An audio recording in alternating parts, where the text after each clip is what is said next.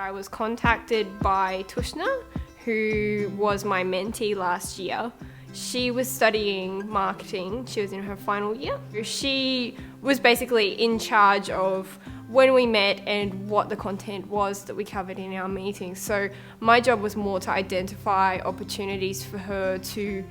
gain the experience and knowledge that she wanted from the partnership, whereas her job was more to think about how she was going to use those opportunities. So we met a couple of times, just at a cafe, and because she was in the final year of her degree, she was interested in gaining skills to help her find employment after she graduated. So it was beneficial for her to experience a day in the life of Spirelight. So I took her to the office and she was able to see the way that some of our processes worked, particularly those that related to marketing,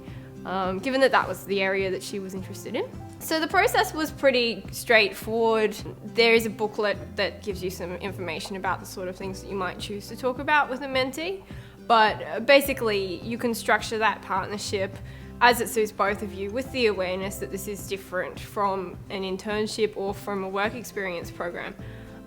in the sense that the purpose is more to gain sort of some skills and networks to bridge that gap between finishing university and beginning working life, mainly in terms of building those relationships.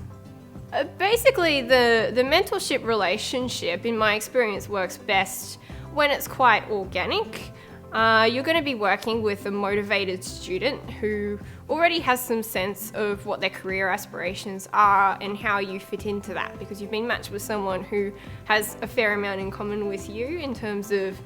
the career opportunities that they're looking for. So I guess the best way to make it work is to ensure that you communicate with the mentee around what your expectations are of that relationship, and perhaps establishing email contact between the meetings, because in some cases you may not be able to make contact with the mentee in person, and so having that regular email contact is a great way to provide that advice at a time that's easiest for both of you if you're not available at the same time. So another thing that might be useful to work with your mentee on, depending on where they're at in terms of progression through the degree, is assisting them to develop interviewing skills, resume writing skills, and other job application skills, because these are usually students who are starting to think about where they're going to sit in the industry, and having someone who may have experience hiring or at least experience applying for jobs can sort of give them that insight into how to improve their presentation in those situations that might be new for them, at least in that industry. So the mentorship program, I think, is a mutually beneficial one, because